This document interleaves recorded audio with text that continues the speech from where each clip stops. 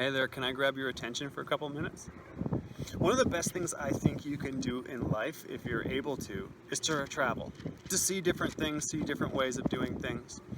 Now, I've had the opportunity to travel quite a bit in my life, and one of the things I really enjoy doing is seeing things, some famous landmarks, some famous statues, these type of things that you've seen in movies, you've seen in TV shows, or you've just seen pictures and photographs, sometimes hundreds if not thousands of times.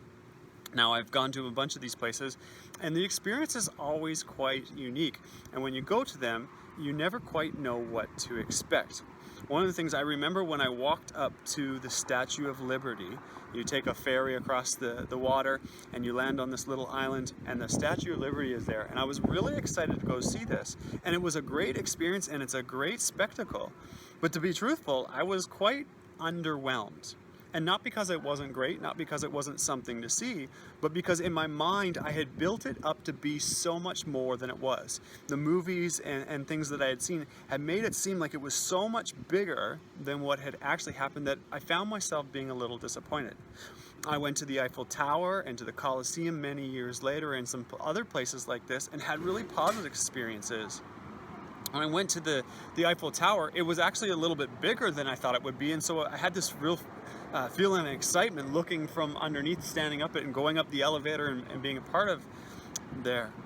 Now, I think life happens like that a lot of times too. We build things up in our head that they're going to be a certain way, and then they don't go that way and we get disappointed. We have this mindset that things should fall in line or things should go the way we want, and when they don't, we kind of live in a bit of sadness. The reality is that at the beginning of the Bible, in the book of Genesis, it gives us a picture of God in creation and in setting mankind forth with the story of Adam and Eve. And we get this picture that God had so much different intentions for our world than what we currently live in. There wasn't to be sickness and sadness. There's supposed to be relationship with Him. We wouldn't need to work, and food would be things that easily came to us. But because of some of the consequences of humanity's actions, we live in a broken world. And oftentimes in life, we encounter some of these things, and we think, this is not the way it should be, and this is, we can be disappointed, we can go through struggle, all these things. But the reality is that's exactly what the Bible teaches us. Is that this is not the way that things were supposed to be, that there actually is something better that God had in mind.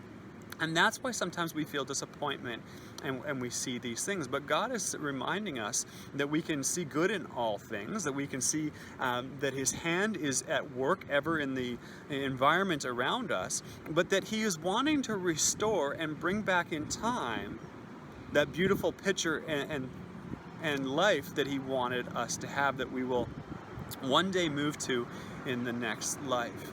As we look at, a famous statue and we can see all these things, we have pictures in our mind how the world should be, but the Bible paints an even clearer picture of what it will be like when God comes and reigns in His fullness, that there'll be no more sickness, no more tears, that He'll take care of all of our needs, and it's going to be just an incredible experience getting to be with Him in His fullness.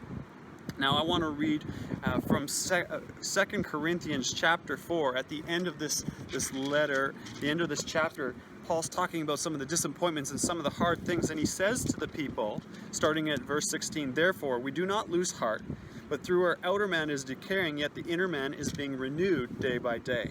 For momentary light affliction is producing for us an eternal weight of glory far beyond all comparison, while we look not at things which are seen, but at the things which are not seen. For the things which are seen are temporal, but the things which are not seen are eternal."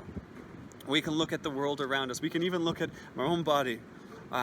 Sometimes I look in the mirror and I begin to think, man, I'm starting to look older, and these different signs of decay are starting to show up. And I could be really disappointed with that. Or I can remember that God has so much in store for my later years, but He also has so much more in store for me than the physical realm and just what's going on with my body and the world around me. God has these unseen things, love and truth and justice and this life that He's going to create for us, where when we're with Him, He'll take away the troubles. And we will not worry about things like if we're tired or if our body's not working correctly, but rather we'll be in a place to be able to worship Him and enjoy all the things that He created for us and everything that He has. So if you're feeling a little bit discouraged, or you're kind of not really satisfied with the things around you, remember that God has so much more in store, that this is temporal, it's to be enjoyed, but there's also many things that God has for us. Have a great day.